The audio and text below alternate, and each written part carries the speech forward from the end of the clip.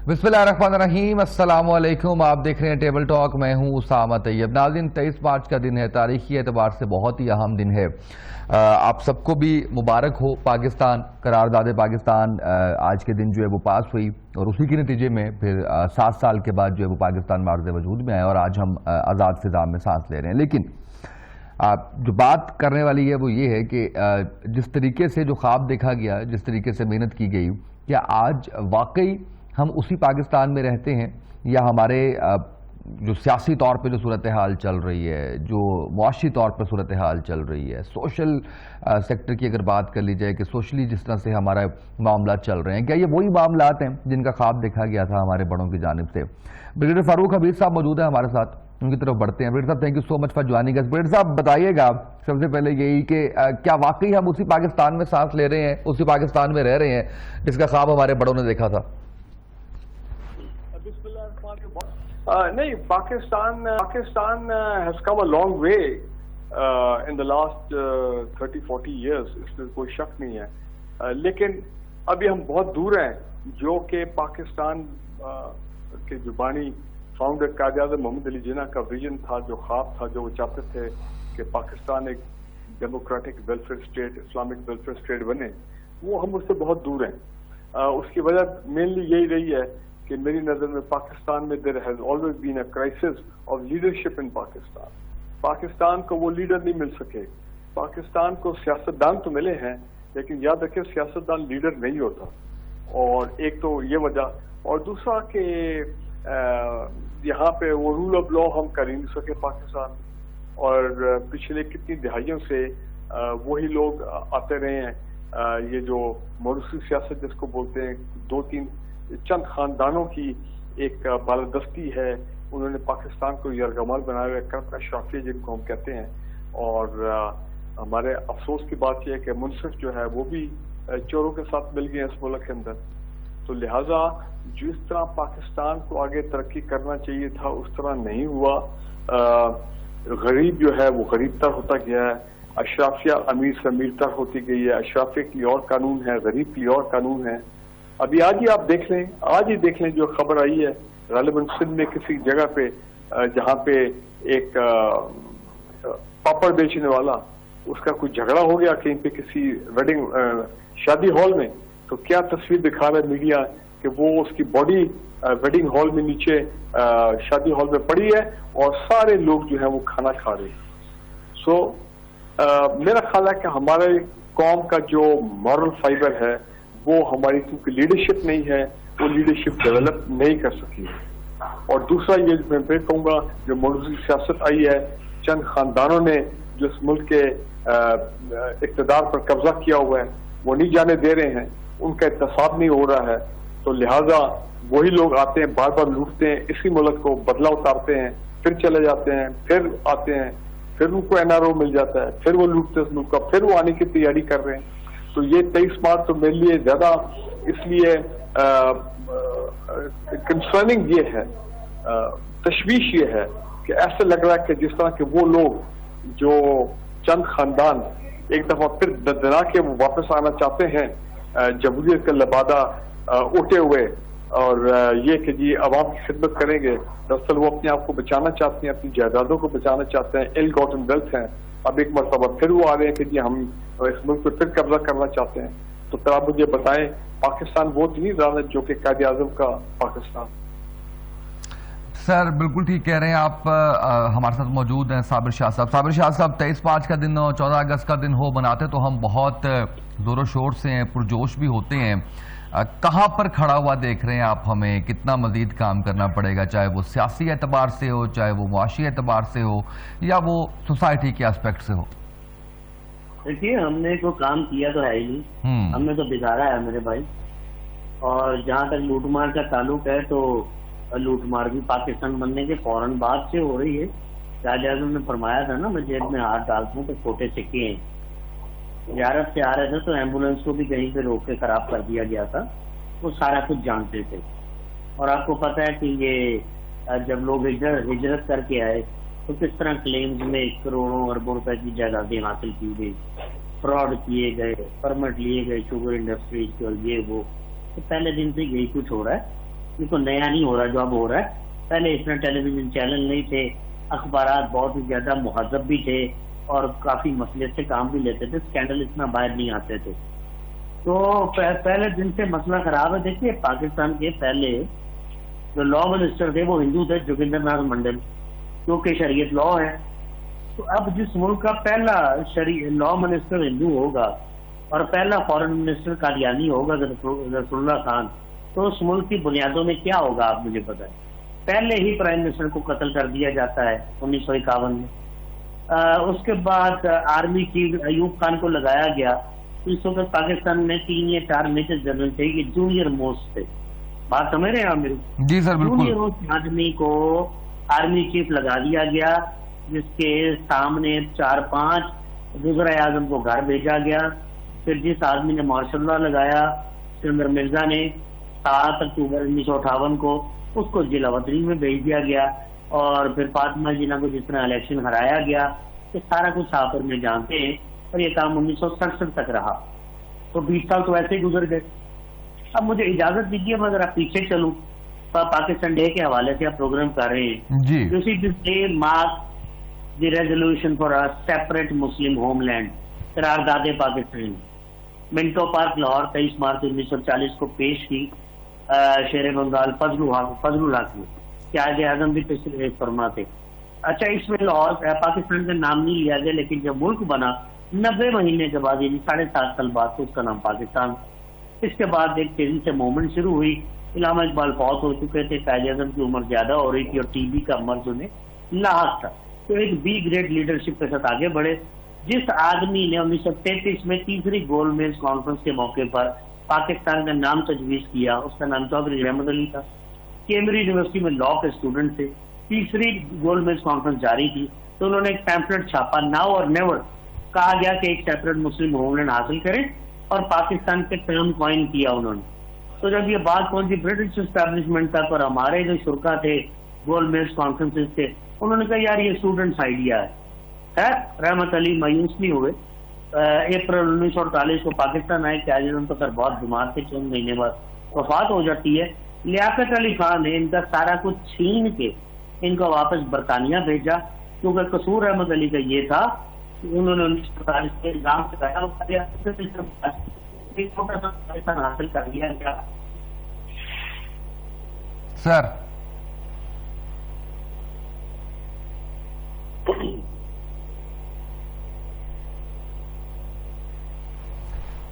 سر تھوڑا آڈیو کا ایشو آ رہا ہے. صابر شاہ صاحب آپ کو آواز آ رہی ہے میری؟ شاہ صاحب سن پا رہے ہیں مجھے؟ آپ دوبارہ سے رابطہ کیجئے گا, رابطہ ہمارا منقطع ہے. برگیڈر صاحب میں واپس آپ کی طرف آتا ہوں. برگیڈر صاحب یہ بتائیے گا کہ اس وقت جو صورتحال ہے تمام سیاسی پارٹیز کی, ملک کی, کیا دیکھ رہے ہیں آپ آئندہ چند دنوں کے اندر کیا معاملات ہونے جا رہے ہیں؟ دیکھیں کہ بہت ہی ڈپریسنگ سچویشن ہے اس وقت, بہت پولیٹیکل انسرٹنٹی ہے. افسوس کی بات یہ ہے کہ کل ایک فیڈرل منسٹر نے لائیو پروگرام میں ایڈمٹ کر لیا اور کہا ہے کہ باقاعدہ پاکستان میں پیسہ پمپنگ ہوا ہے بڑے پیمانے پر, ایک سازش ہوئی ہے, بیرونی سازش.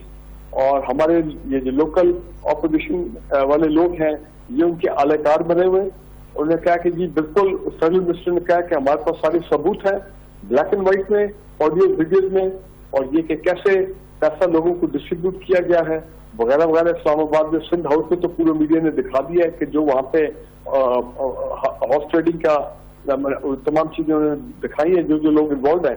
لیکن امپورٹنٹ بات انہوں نے یہ کی ہے کہ جناب کراچی سے بائی ایئر پیسہ جو ہے وہ اسلام آباد شفٹ ہوا ہے. مجھے لگ رہا ہے کہ 27 تاریخ کو پرائم منسٹر کا جو جلسہ ہے عمران خان کا, وہ ایک بہت تاریخی جلسہ ہے.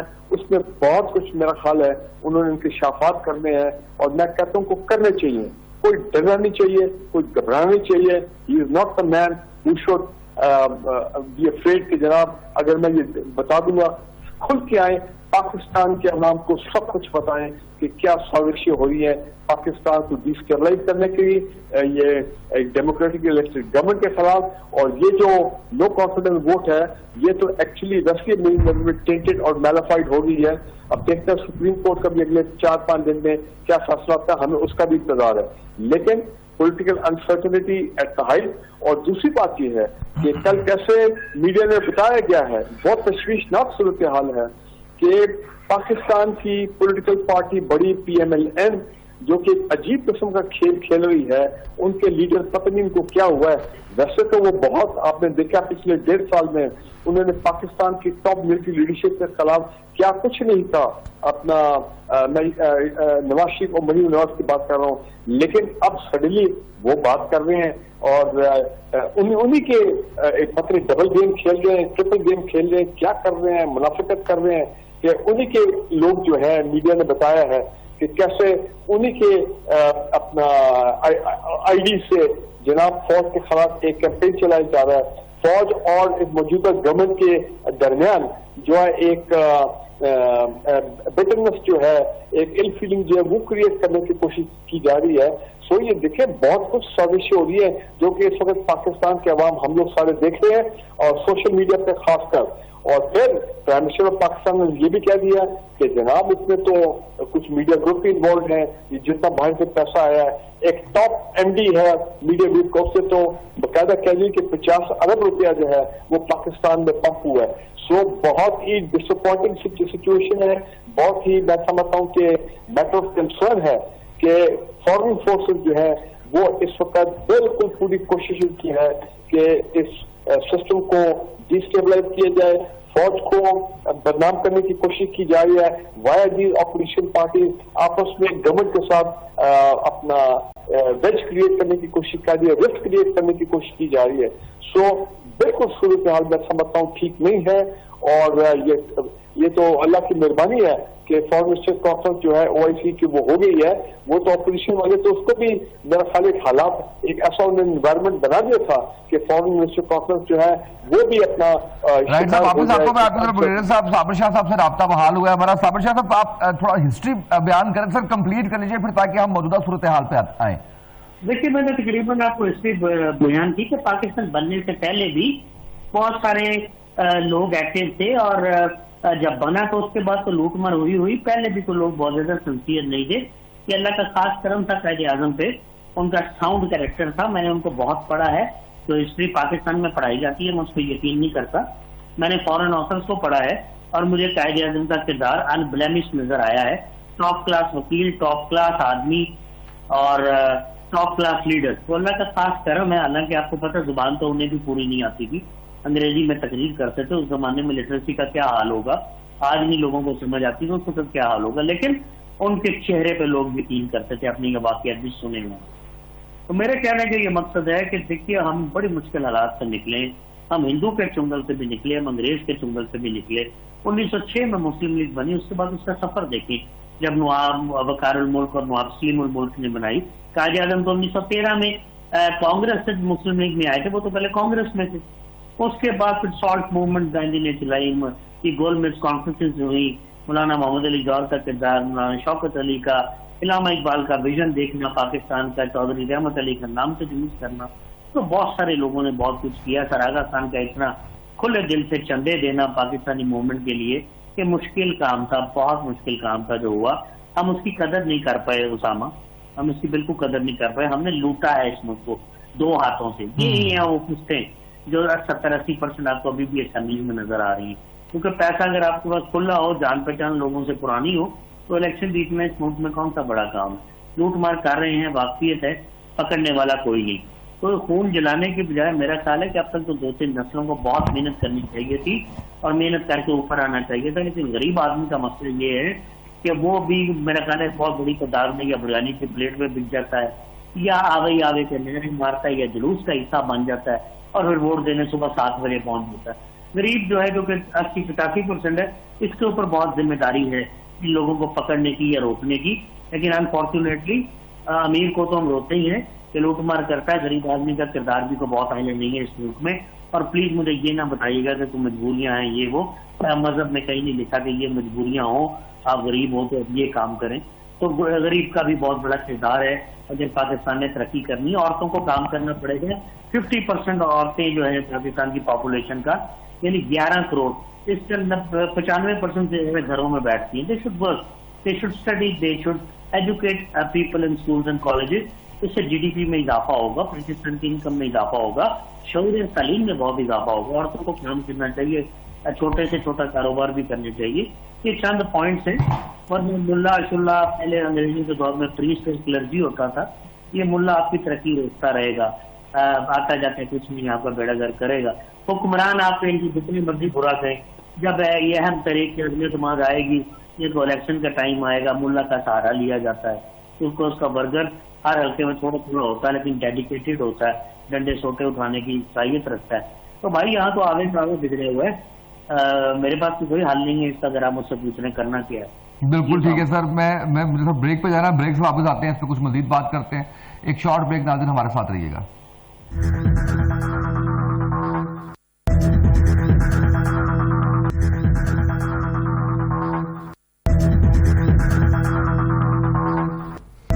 ویلکم بیک ناظرین. بریگیڈ صاحب، بریگیڈ فاروق حمید صاحب ہمارے ساتھ موجود ہیں، ثابت شاہ صاحب موجود ہیں ہمارے ساتھ. اسی حوالے سے جو ہے وہ ان سے گفتگو چل رہی ہے. بریگیڈ صاحب، سر آواز آ رہی ہے آپ کو؟ جی بالکل آ رہی ہے. اچھا بریگیڈ صاحب، یہ بتائیے گا کہ یہ جو ابھی بات کر رہے تھے ثابت شاہ صاحب بھی کہ کوئی مخلص قیادت کا فقدان ہے، اس حوالے سے کیا کہیں گے کہ یوتھ سیاست میں آنا نہیں چاہتی، اور اگر کوئی آنا چاہتی ہے تو ہمارا سسٹم اس کو سپورٹ نہیں کرتا. تو سر وہ تبدیلی جس کی بات خان صاحب نے کی وہ بھی سب نے دیکھ لی، تو تبدیلی تو چاہیے اس ملک کے اندر، وہ تبدیلی کیسے آئے گی؟ دیکھیں یہی تو پاکستان کا کرائسس ہے جس کو میں نے پہلے کہا کرائسس آف لیڈرشپ. اب عمران خان بالکل ایک نئے نعرے کے ساتھ آئے، احتساب کا نعرہ، تبدیلی کا نعرہ. بالکل کچھ کام ایسے ہوئے ہیں جو کہ ماضی کی کسی گورنمنٹ نے نہیں کیے، چاہے سول گورنمنٹ ہو چاہے ملٹری گورنمنٹ ہو، اور اس میں نیک نیتی اور خلوص جو ہے نظر آیا، پیٹریٹزم نظر آئی، نیشنلسٹک اپروچ نظر آئی. لیکن پھر بات یہ ہے کہ جو اسٹیٹس کو قوتیں ہیں پاکستان کے اندر، یہ فیملی پالیٹکس والی یہ جو 3-4 خاندان ہیں جنہوں نے پورے ملک کو یرغمال بنائے ہوں کہ اپنی پولیٹیکل پارٹیز کو بھی، اور پھر جو باہر کی انٹرنیشنل اسٹیبلشمنٹ ہے ان کو پاکستان میں ایسا شخص جو ہے وہ پسند ہی نہیں ہے جو کہ انڈیپینڈنس کو اسرٹ کر رہے، پاکستان کے انٹرسٹ کی بات کرے اور ان لوگوں سے آزادی مانگے کہ جی ہم انڈیپینڈنٹ ہیں اپنے فیصلوں میں، اپنی فارن پالیسی میں وغیرہ وغیرہ.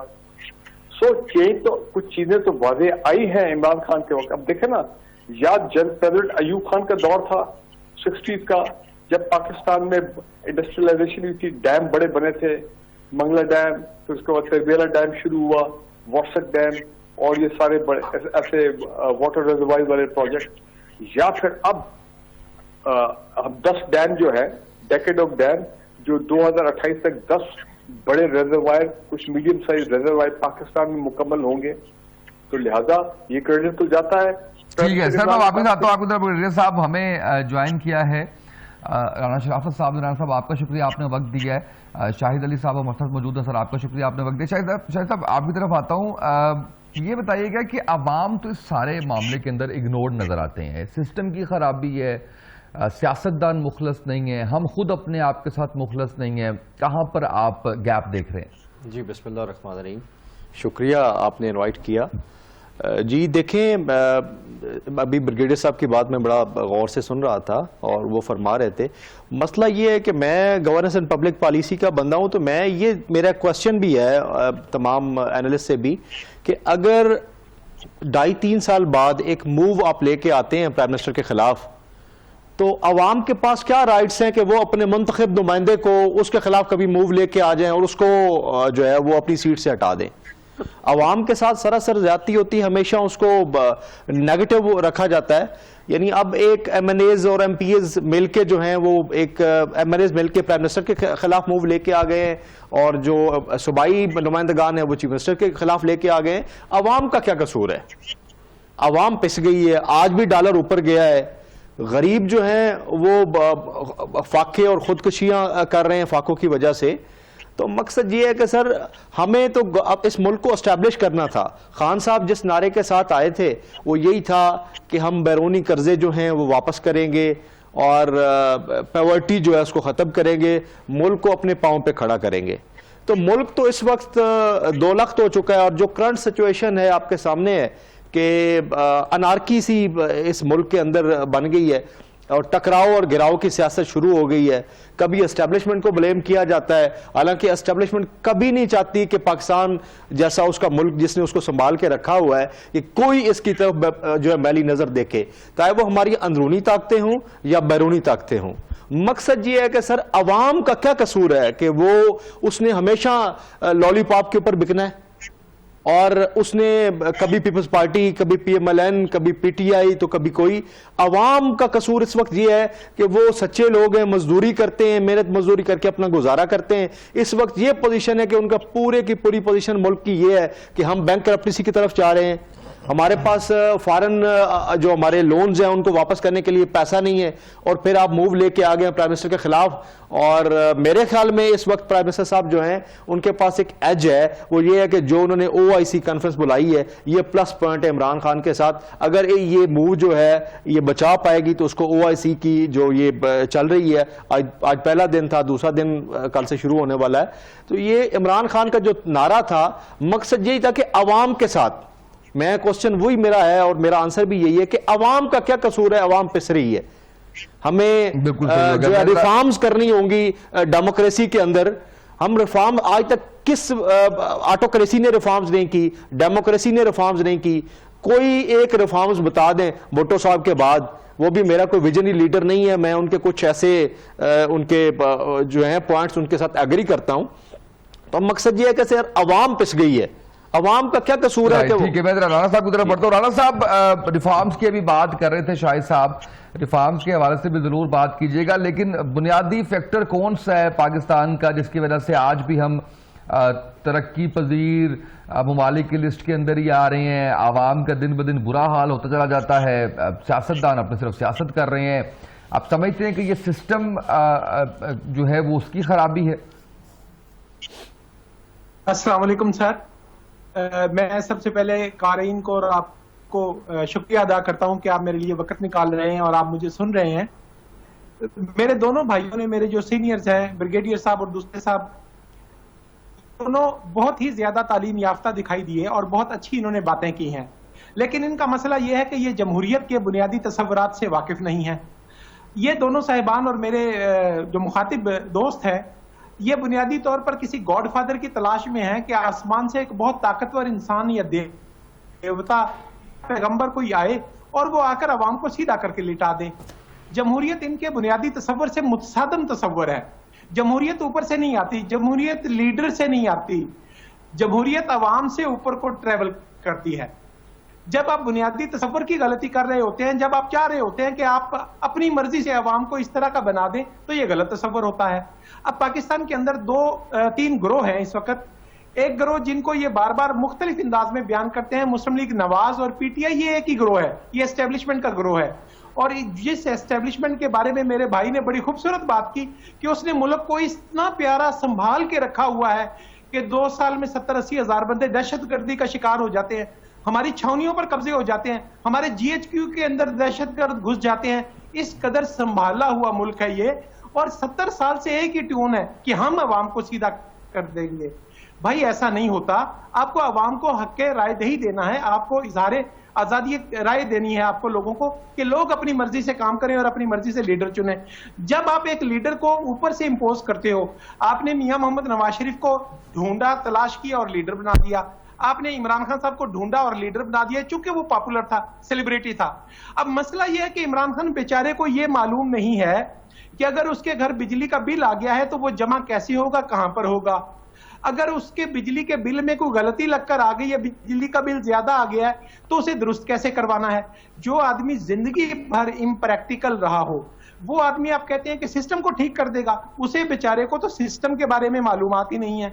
ابھی میرے بھائی نے کہا جی 10 ڈیم بن رہے ہیں, اور بھائی جو 1960 میں ڈیم بنائے تھے آپ نے قرض لے کر, کیا آپ نے ان سے قرض اتار دیا؟ اور کیا ان ڈیموں نے آپ کی معیشت کو, آپ کی ملک کو, آپ کی انٹیگریٹی کو بلڈ کیا یا کمزور کیا؟ آپ نے ایک ڈیم بنا کر پورے ملک کے ٹکڑے ٹکڑے کر دیے, پورے ملک کو یہ پیغام دیا کہ کوئی ایک خاص علاقہ آپ کے. تو سر آپ سمجھتے ہیں کہ مزید ڈیمز نہیں بننے چاہیے جو اس کے نہ بننے کی وجہ سے پاکستان کا حال؟ میں کہتا ہوں اگر عوام نالی نہیں بنوانا چاہتے تو وہ نہیں بننی چاہیے. یہ فیصلہ سر, لیکن یہ فیصلہ کون کرے گا کہ کچھ سردار یہ فیصلہ کرتے ہیں یا عوام یہ فیصلہ کرتی ہے؟ جی یہ فیصلہ عوام کرے گی. اب میں آپ کی بات کو آگے چلا رہا ہوں نا. آپ نے یہ کہا کہ یہ عجیب تماشا ہے کہ ایم این اے مل کر جو ہے وہ وزیر اعظم کے خلاف عدم اعتماد کر دیتے ہیں, وزیر اعلیٰ کے خلاف عدم اعتماد کر دیتے ہیں. عوام جو ہے ان کو حق کیوں نہیں ہے؟ تو آپ کیسے کہتے ہیں کہ عوام اپنے منتخب نمائندے نہیں ہیں؟ سب سے پہلے تو ہمیں جمہوریت کو اسی انداز میں سمجھنا ہوگا جیسے یہ درجہ ایوالو ہو کر پوری دنیا میں نافذ ہے. آپ اپنی مرضی کی جب جمہوریت پیدا کرنے کی کوشش کرتے ہیں تو اس کا مسلسل ناکامی کے علاوہ کوئی حل نہیں. آپ ہر 5 سال کے بعد جمہوریت کے پودے کو اکھاڑتے ہیں, اس کی جڑوں کو دیکھتے ہیں صحت مند ہے یا نہیں. پوری دنیا میں کسی ملک میں اگر یہ تصور ہے کہ ارکان اسمبلی کے خلاف عوام عدم اعتماد کر سکتے ہیں تو آپ پاکستان میں لائیں. اب بات یہ کرنی ہے کہ ایم این اے یا ایم پی حضرات کو وزیر اعلیٰ یا وزیر اعظم کے خلاف عدم اعتماد کا حق کیوں حاصل ہے؟ بھائی سوال یہ ہے کہ جمہوریت بنیادی طور پر کثیر لوگوں کا, زیادہ لوگوں کا اقتدار یا اختیار کے اندر شراکت کو یقینی بناتی ہے. اجتماعی شراکت کا نام ہے. تو جب ایم این اے 100 یا 200 ایک پارٹی کے اپنے لیڈر آف دی ہاؤس کو سلیکٹ کرتے ہیں تو وہ لیڈر آف دی ہاؤس پورے ملک میں سے نہیں آیا ہوتا, وہ انہی ایم این اے کی تائید کے ساتھ بنتا ہے. اب اسے حکومت جب بھی چلانی ہے تو اس اپنی پارلیمانی پارٹی کے ساتھ مشاورت کر کے چلانی ہے. وہ کوئی گاڈ گفٹڈ آدمی نہیں ہے, وہ کوئی آسمان سے نہیں گرا ہے, وہ کوئی دیوتا نہیں ہے کہ وہ 170 آدمی جو اس کی پارٹی کے اپنے 172 لوگ ہیں ان پر لعنت بھیج دے اور غیر منتخب لوگوں کو بلا کر بٹھا لے اور وہ غیر منتخب لوگ. رائٹ سر, میں ذرا اس پہ بریگیڈیئر صاحب کا کمنٹ لوں گا اور شاہد صاحب کا کمنٹ لوں گا. بریگیڈیئر صاحب آپ ذرا اس پہ رسپانس دیجیے گا پلیز. پہلی بات تو یہ ہے کہ میرا خیال ہے کہ وہ دور ہی ٹھیک تھا جس میں یہاں پہ رینٹل پاور پلانٹ آئے تھے باہر سے آ کے ہمیں لوٹ کے کھا پی کے چلے گئے اور ہم کرائے پہ بجلی لیتے تھے. یہ بھی حالات ہوئے اس ملک میں. پھر وہ دور ٹھیک تھا کہ جس میں یہ پاور پروڈیوسرز آئے اور ہم نے کہا نہیں جناب والا ذکر جو ہے یہ باجی علیمہ خان کا ذکر ہے کہ وہ پیسہ لے کے باہر چلے گئے. رانا صاحب سن لیجیے, رانا صاحب سن لیجیے گا, گفتگو سن لیتے ہیں. میں صرف جاننا چاہ رہا تھا کہ ان کی مخاطب کون ہے. بریگیڈیئر فاروق حمید صاحب ہیں, گفتگو وہ کر لیں پھر آپ ضرور اس پہ بات کیجیے گا. وہ دور ٹھیک تھا جس میں پاور پروڈیوسر کو ہم نے کہا کہ جناب آپ بجلی بنائیں یا نہ, ہم بجلی آپ سے لے یا نہ لے کے اتنے لاکھوں ڈالر روز کا ہم آپ کو دیں گے, آپ کو دیتے رہیں گے. یہ عوام کی ٹیکسوں والا پیسہ. یہ پاکستان سے ڈالر زیادہ مقدار میں ریٹائرڈ جنرل باہر لے کر گئے ہیں یا سیاستدان باہر لے کر گئے ہیں؟ نہیں, آپ ابھی آپ کا مائنڈ سیٹ ہے, آپ کا وہ مائنڈ سیٹ سننے والے نہیں. آپ مائنڈ سیٹ تو ایک مائنڈ سیٹ آپ کا اور ایک میرا مائنڈ سیٹ ہے. میں عوام کے نمائندے کے طور پہ بیٹھا ہوں اور آپ ایک تعلیم یافتہ انسان ہیں. ہمیں باتیں وہی کرنی ہے جس طرح پوری دنیا میں ہوتی ہیں. پاکستان کوئی دنیا سے الگ ملک نہیں ہے اور تصوراتی ملک نہیں ہے. میں ملٹری رول کا حامی نہیں ہوں, کبھی حامی نہیں رہا ملٹری رول کا. ملٹری رول سے بڑا نقصان ہوا ہے. لیکن یہ جب جنرل مشرف گیا تھا تو ہمارا بیرونی قرض تھا 38 ارب ڈالر. اچھا 38 ارب ڈالر. جب یہ 10 سال گزرے Peoples Party P M L N کے 95 ارب ڈالر, 10 سال میں 65 ارب ڈالر جو ہے مزید ہم نے قرضہ دیا. سر آپ جھوٹ بول رہے ہیں.